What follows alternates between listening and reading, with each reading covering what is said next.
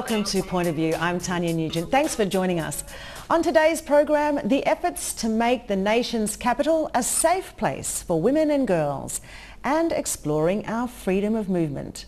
But first, I'd like to welcome our panellists and guests today. Welcome once again, Ms. Philma. Thank you. And our guests today, Bronwyn Kili, who is with the Sanap Wantim Campaign, and Kila, who is the Social Services Manager with the National Capital District Council.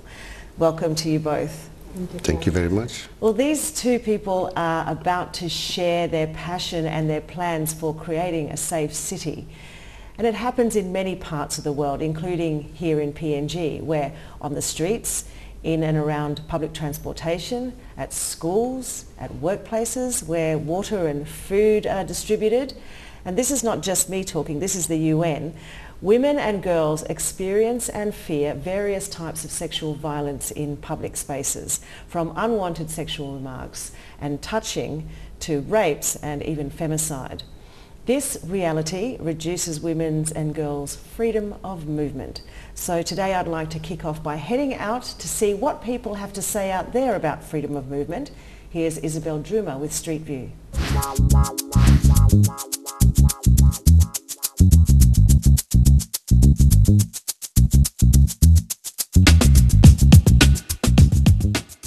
Freedom of movement, freedom of movement. Well, I'm pretty free sitting up on this tree on the side of the road. I don't know about you guys, but how many of you can honestly say that you walked outside your door feeling completely secure? And how free are you to move around your country? Well, I take to the streets of PNG to find out exactly how free are you. What's it like living in Hagen? Do you guys feel free when you guys move around? Sometimes. I don't know. It depends on the situation. Like if you have a lot of uncles and brothers, and yeah, then you're safe. And if you have a good citizenship in your own town, then you're okay. But if you're just a new face, then you're probably gonna get robbed or something. Okay. Why do you think it's unsafe here in Hagen than it is opposed to the NJ province? I really don't. I don't know. It's because like I guess the law enforcement is not really strong here. Like there's not really, police isn't really enforcing this. They just let little, people get away with little crimes, so they don't really do anything about it. But yeah. Okay, so you think it's something to do with the government not being responsible for all the crimes that are going on? Yeah, pretty much. Freedom of movement definition gloomy mo sa mi paponogin mas o free movement iminogen momento sem pigdogo di sakay mas yusim head gloomy na walking mo. So thank you.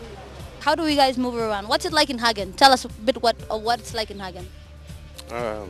Hagen is very dangerous, meaning that when the white men came, they came to Western Islands and these parts to Enga a little bit late, so we are yet to develop. That's why we're acting like dogs.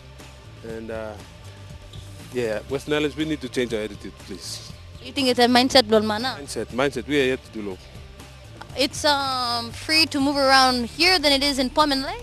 Yeah, it's free. I mean, everything we did is like, it's friendly and peaceful. As opposed to Ley and Hagen and other places? Like, we used to respect one another when we walk and all this.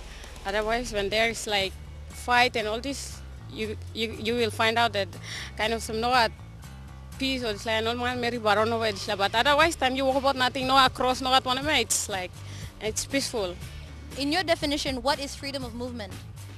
To me, freedom of movement is people can move freely in a place. They don't feel insecure. It's safe for them to move around. That's my definition of freedom of movement. What is freedom of movement to you? What makes you feel free to move around? Oh, something making me feel free to move around. Or no, lawyer, especially lawyer, lokimbe now me stop. Me around free, some Narabla city or some lay, especially lay, me brought up lay.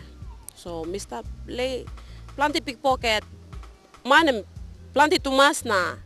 Kind of me walk about lo road, or me sanap lo bus stop, and me must look at us, anybody can come na. Kisim bilum blow me or pickpocket lo me cutting bilum blow me, kind of them. But time me comes to Lokimbe, me feel yourself. Me no porred low and plus something. Because even town to him for gonna town and me stop, me round, me free. No a pickpocket, but me toss him, no a pickpocket. Before you move to a place, like you coming to Kimbe, how do you know it's safe to move around? Like what makes it feel safe? Okay, here it's safe because I can move around freely. The people are friendly. Unfortunately, we have a lot of bad images. No stories going around stating and saying that this place is dangerous and all this. But in actual fact, this place is it's safe. You can walk around, say in the night, in the daytime, no one to bother you there's no pickpocketing here. So to me, it's safe here. Yeah. And what about POM? How do you feel about POM? POM, it's not safe to me. Lots of very interesting perspectives from different parts of the country in that street view. Before we have a look at some of the disadvantages for women when it comes to the freedom of movement, when it's restricted, what do you have to say, Kila? What did you think about some of the things that were said in that video? Well, from those street talks, and the lady who was in Kimbe, it's a reflection of the provinces, the smaller provinces. In the smaller provinces, there's a lot of freedom for us to walk around. You will not look back on your shoulders and see that somebody's going to attack you. Unlike those in the cities like Port Moresby and Lae and Mount Hagen, these are the capital cities where we're all vulnerable to crime. There's no freedom. We want to see young women, girls walk freely.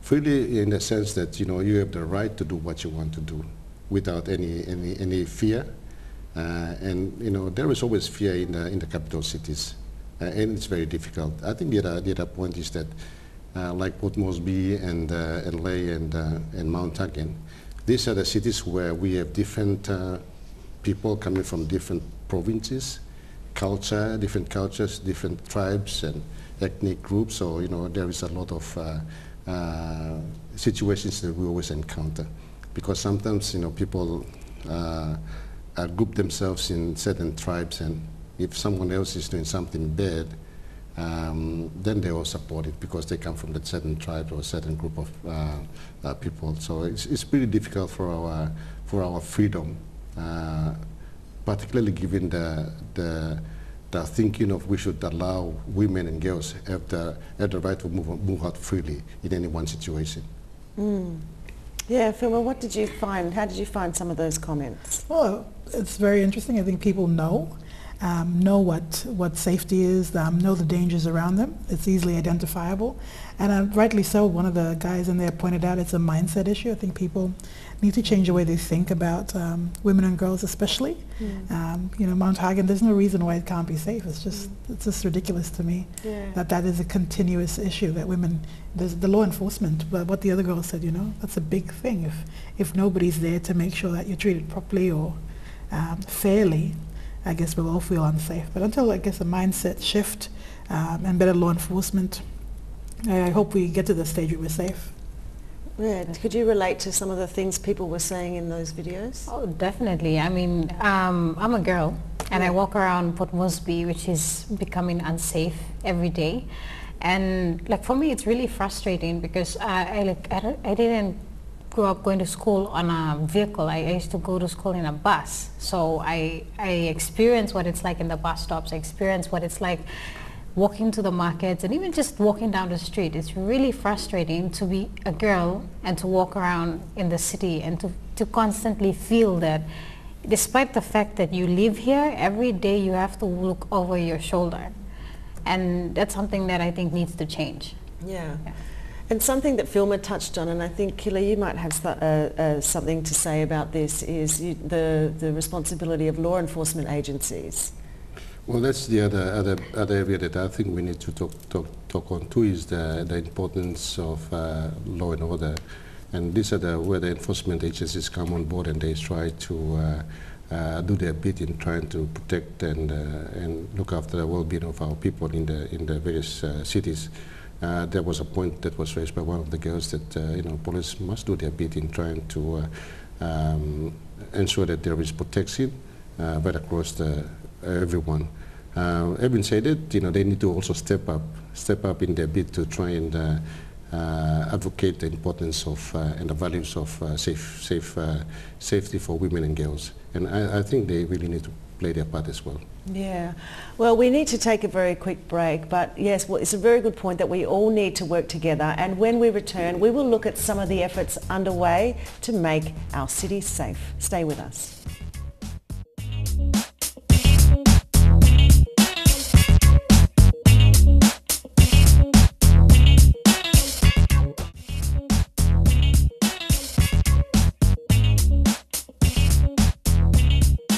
Welcome back to Point of View. We have the NCDC Social Services Manager with us today, as well as Youth Advocate Bronwyn Kili, and we're talking about the efforts to make our cities and towns safe.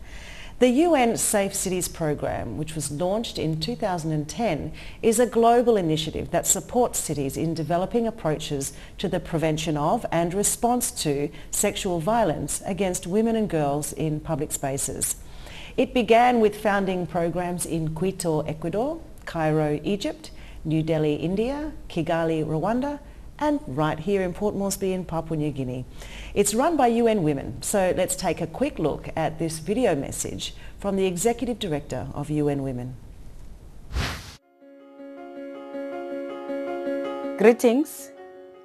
We launched our flagship Safe Cities Global Initiative to encourage innovative, locally owned and sustainable approaches to prevent and respond to sexual harassment and other forms of violence against women in public spaces. Today, we can share many successful stories around the world from these cities.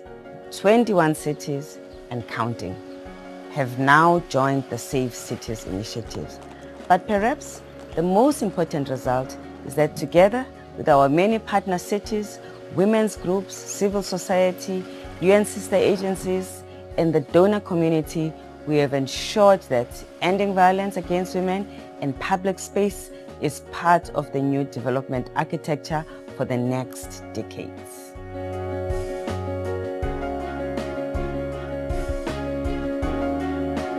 Our market should be a good place to market, and such things like sexual harassment or violence against women or people fighting young boys against other young boys, it should not happen in here. Les femmes, les filles sont victimes de violences physiques, de violences verbales, de harcèlement sexuel dans les espaces publics, tous les espaces publics, quels qu'ils soient, dans les administrations, dans la rue, dans les bus, dans les taxis, sur les plages, dans les cafés.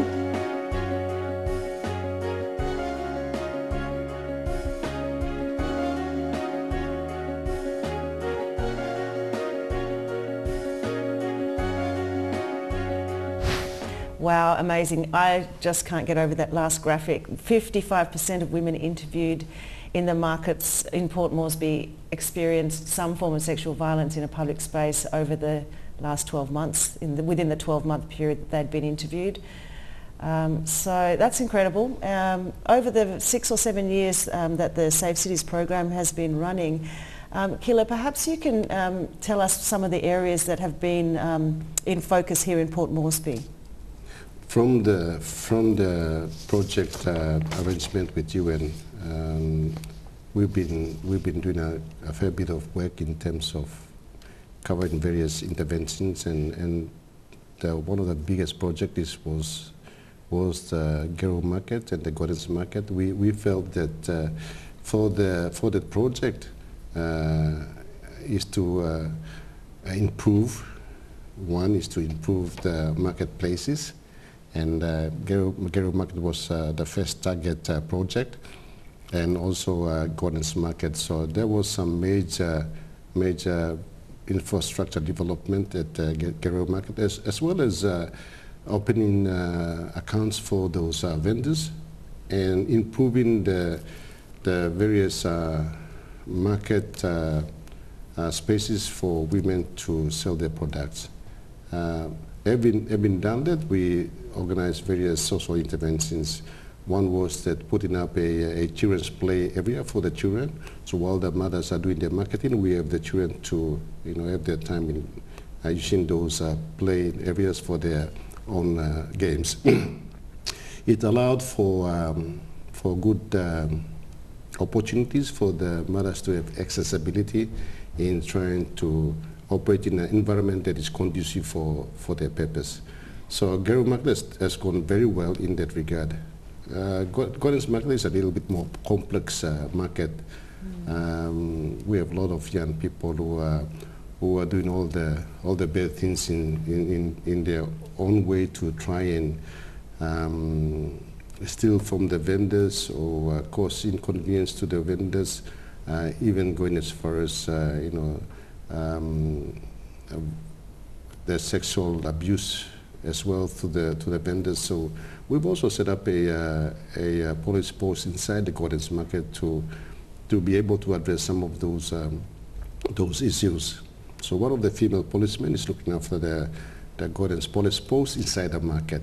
And we set up some awareness arrangement there as well in trying to reduce and maybe eliminate some of this bad influence by these youths in the Gordon's Market.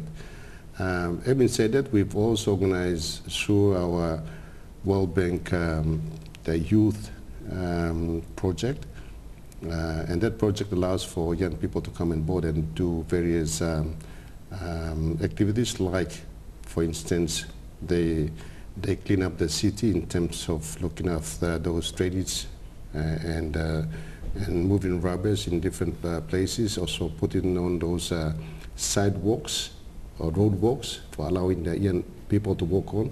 So this gives them a opportunity to do some form of a job, on-the-job work, to give them a bit of stipend. Stipend is some sort of salaries for them. So that project has been going very well in that regard. So UN Women Safe City program has done tremendously various programs and activities. But having said that, there's always still this problem of some of the youths causing inconvenience and creating disturbance to our women and girls in the city. Yeah, you mentioned youth, and that's an area that you work. You are a peer-to-peer educator directly with your peers, the other young people. How do you find the work that you do, and tell us some of the work that you've been doing in this space, Bronwyn? Under the Safe Cities program, we have the Safe Markets, like you mentioned, and then we have the Safe Public Transport project. So under these two projects, they fund a campaign, which is a behavior change campaign called Sanap Wantim.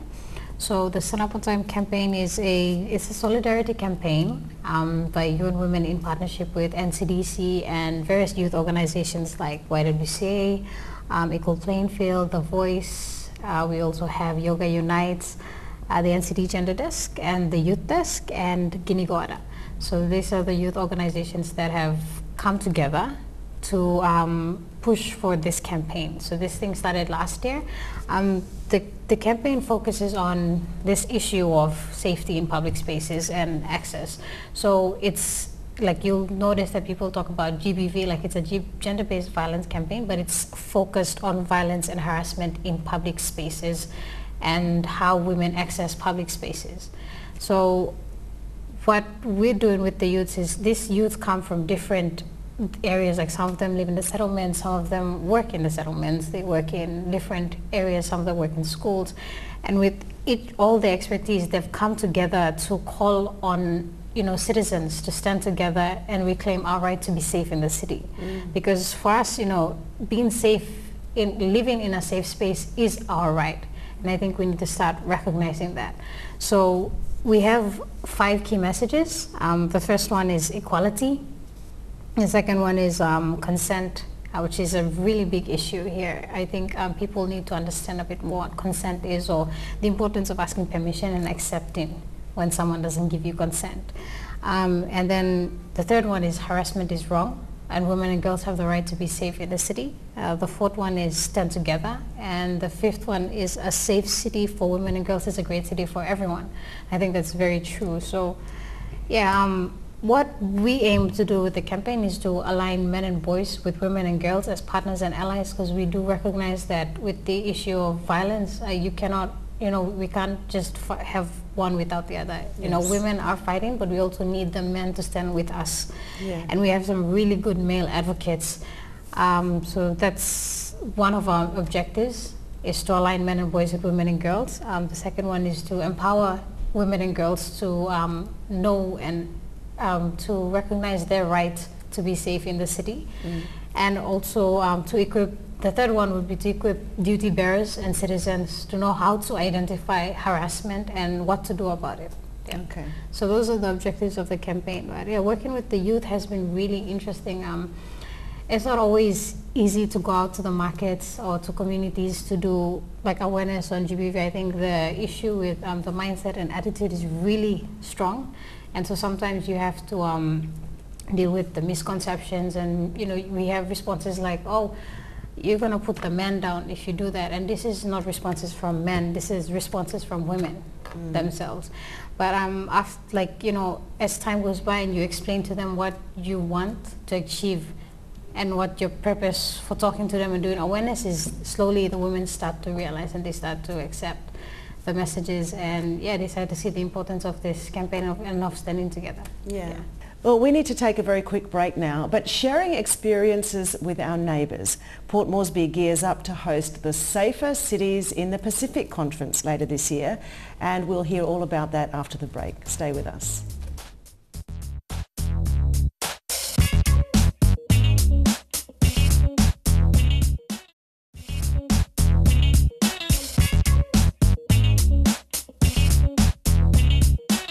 Welcome back. We're looking at safety and freedom of movement today on Point of View, and it is a global issue. So next month, Port Moresby will be hosting the Safer Cities in the Pacific Conference, which is being organised by NCDC and UN Women.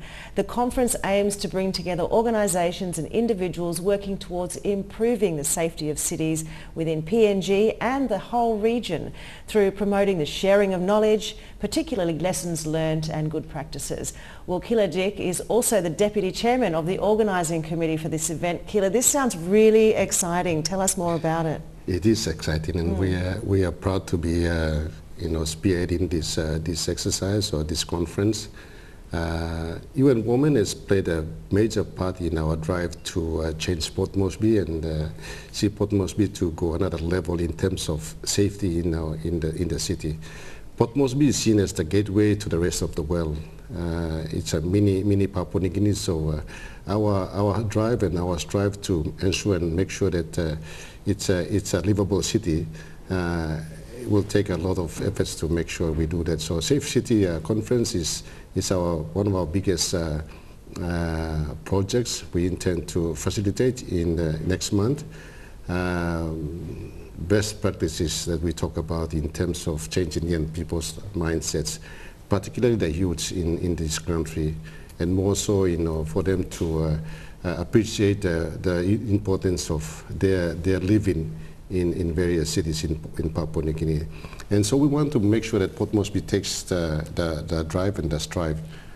So this conference we see is a very important one for our purpose. So we invite in various countries from the rest of the Pacific nations, as well as Australia and New Zealand, to come on board and share the experiences of what they've done in their cities. For example, Melbourne is one of the most livable cities in the world, so they could come up and also share the experiences of what they've done in trying to change their city. So we are sharing our expressions of interest to the rest of the world, as well as the Pacific nations, to come on board and share with us the lessons that they've learned and the lessons that we want to learn from them, and we want to make improvements for our city. So there are a couple of important topics that we have outlined, and some of them are like crime prevention, social innovations, also gendering of urban planning and designing of the safe cities.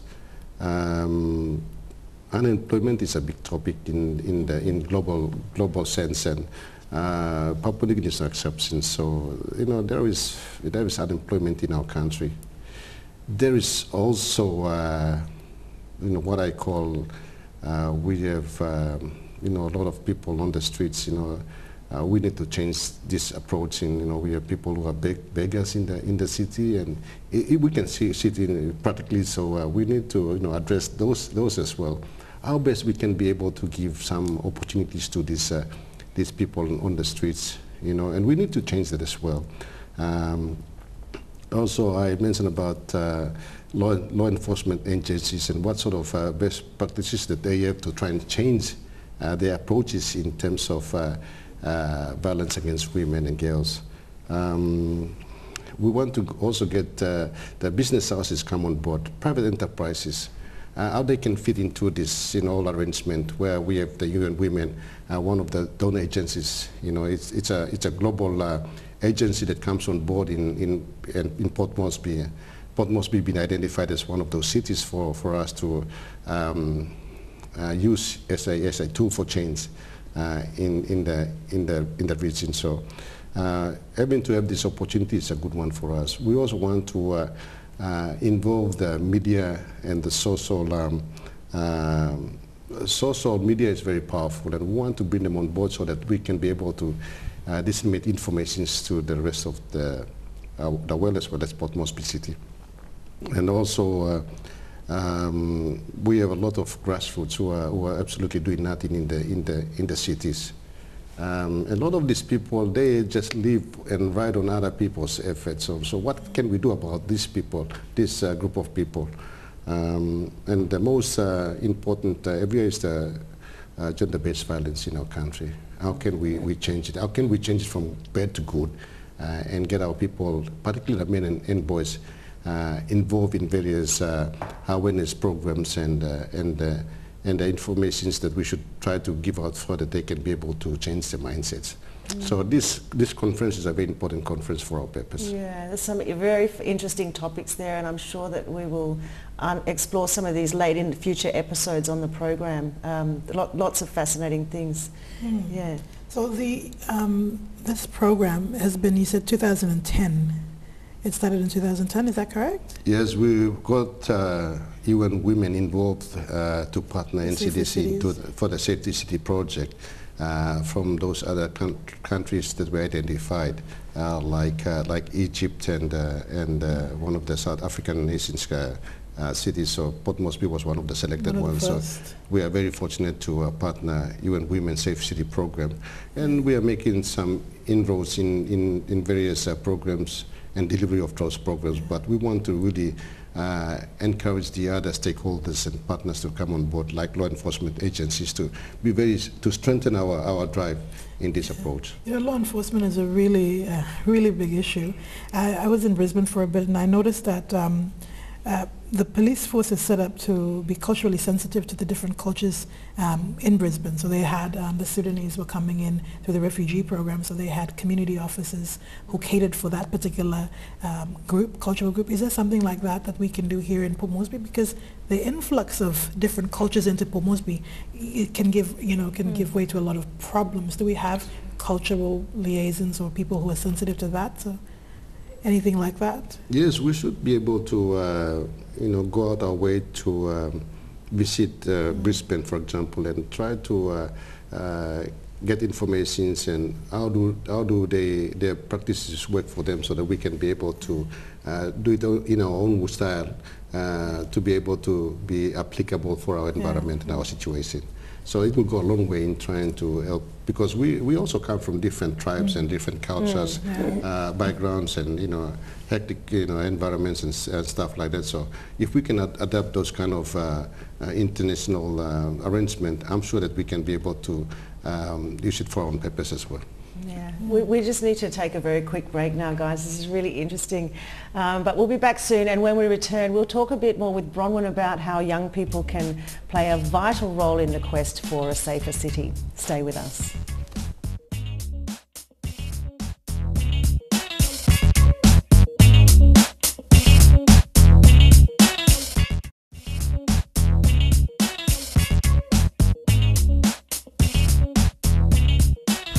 Welcome back to Point of View. Now we're going to turn our attention to the work being done to activate the youth in the city and to encourage them to be drivers for the changes that we need to make if we want to enjoy a safe city with the freedom to move for our women and girls without fear or without harm.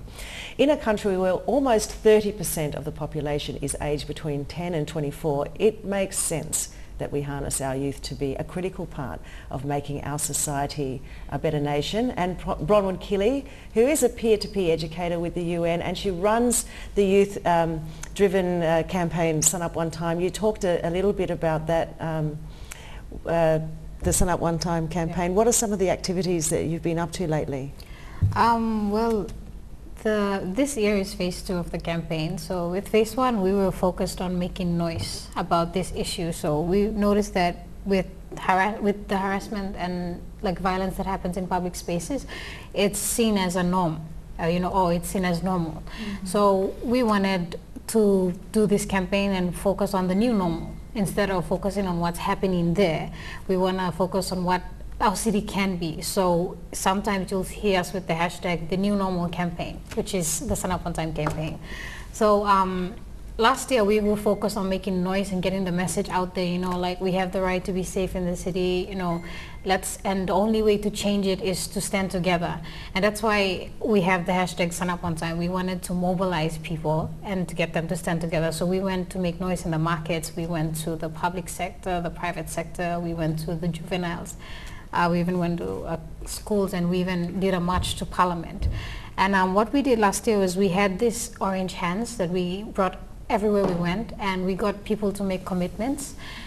We wanted citizens themselves to take ownership of creating change in the city, because most times we look at NCDC or we look at the government, but we said, they can come and play their role, but if we're not willing to change our own attitudes, behaviors, or our own mindset, then nothing is going to happen. So we wanted people to stand together and to work together.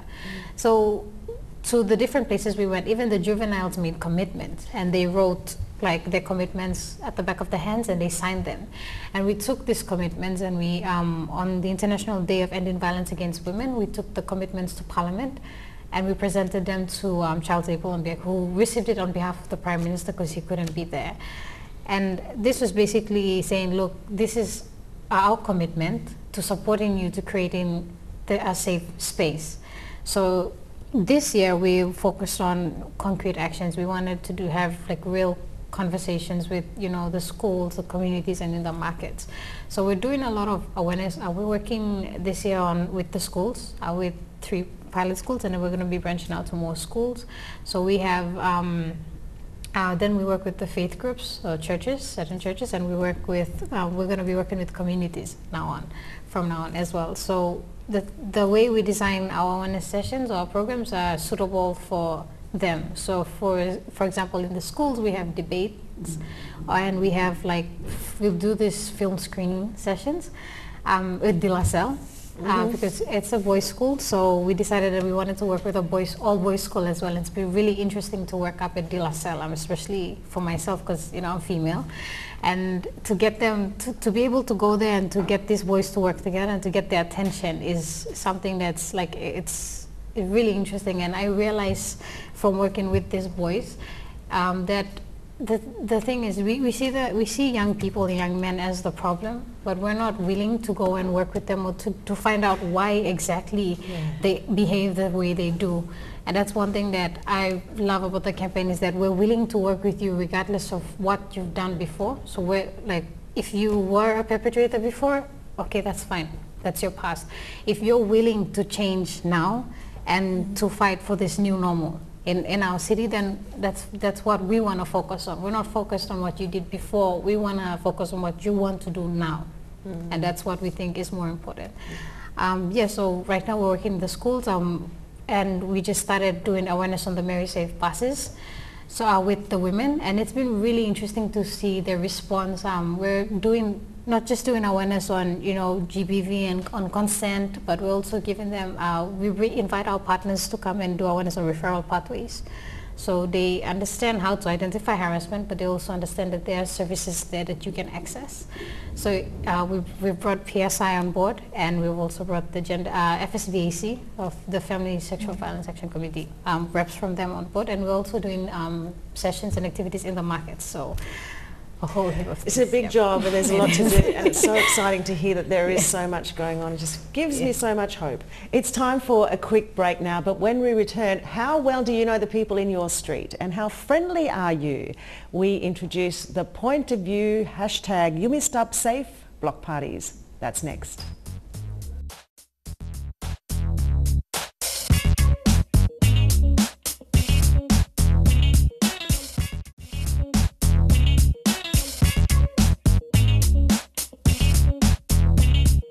Welcome back to Point of View. Well, the United Nations has identified many disadvantages women have through reduced freedom of movement.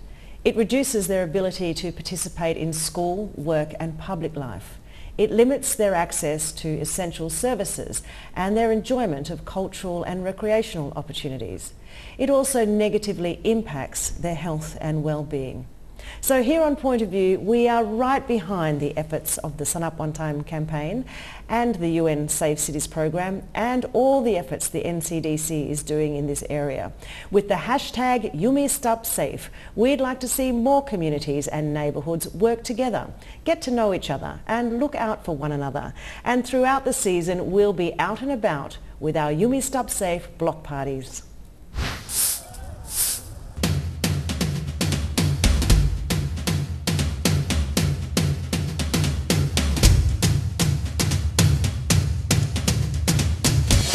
The Yumi Stop Safe campaign is all about safety.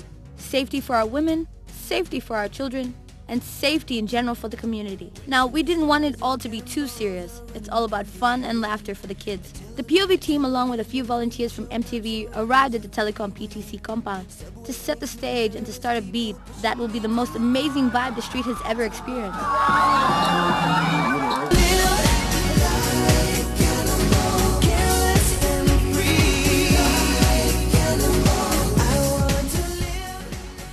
The block party started with comedy,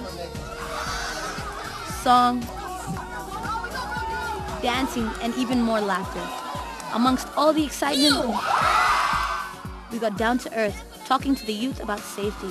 First and foremost, women empowerment is very vital for the community. As household mothers, I reckon that the security is paramount, and when they walk around, you know, they feel safe in a better community and a better environment. Well, it's important to keep women and children safe because they are part of us. They are important in our lives, family, women, especially, and children. Help them to carry out, help them maras out at the street. There's no over cam now, so voice like attack. So look out here, mama don't the street now. I think block parties help bringing young people together, men and women and children come together.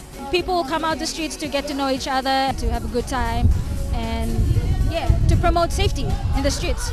I think we should do more of these campaigns because it really helps, you know, to bring everyone together and go out to those other areas where there's a lot of stealing, fighting, you know, domestic violence. So to solve those problems, help everyone in the community. I think it's fun for most of us in the community because it brings us together. Also, it helps us to make friends with others that we don't know. Oh, that's nice song.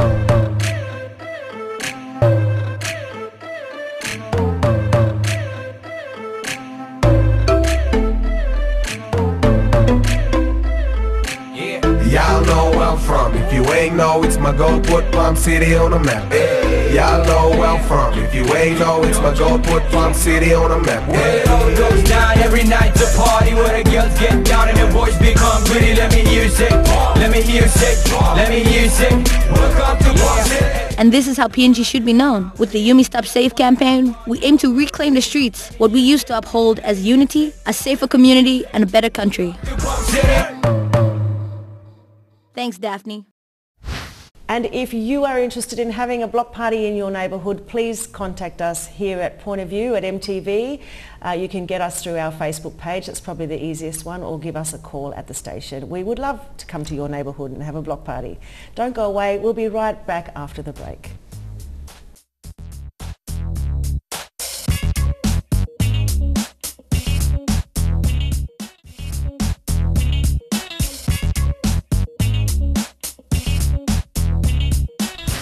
Welcome back to Point of View. Well, we're just about finished with the program for today, but we are all extremely excited about the Safe Cities Pacific conference that's coming up and all the opportunities that that will hold. Bronwyn, you actually recently went to one in Mexico, the Safe Cities Conference. Tell us a bit about that and what you get out of going to events like that. So the Safe Cities, UN Women Safe Cities Conference in Mexico was a conference where we had people come together from cities around the world that already have a safe city program, including PNG. So we went for PNG, and we went to share best practices and lessons learned with the programs that we were each running in our own countries, and also to exchange ideas and to learn from each other. And it was really interesting to see the number of initiatives that are going on around the world and what everyone is coming up with. Also, we highlighted areas that we needed to work on, and like for us PNG, like many times we talk about how culture is a huge barrier for us, and to go and meet other developing countries where they also face like challenges due to this barrier of culture. And it opened my eyes to see that for us, we used culture as an excuse to, or as we see it as this thing that blocks off everything, and it's like we can't do anything about it. But when I went to the conference, I realized that there were cities or there were countries where they had really strong like issues surrounding culture itself or challenges, and I realized that it's a bit more easier for us to change in terms of us to address issues and in relation to the barrier of culture than it is for many countries in the world. And so I was like, it's hope for PNG, and at the same time to see what they do, to what they're doing in terms of addressing that barrier for them. It was really interesting to see to come back, and then we sat together and we thought, these are some things that we can do. So it's a good learning experience, and I think it would be really good for us to have our own for the Pacific, because out there that was a global conference, and now we have one that's a bit more it's brought down to the regional level, which is the Pacific region. And from this conference, it doesn't mean that we're gonna just take something that's from another country and implement it straight here.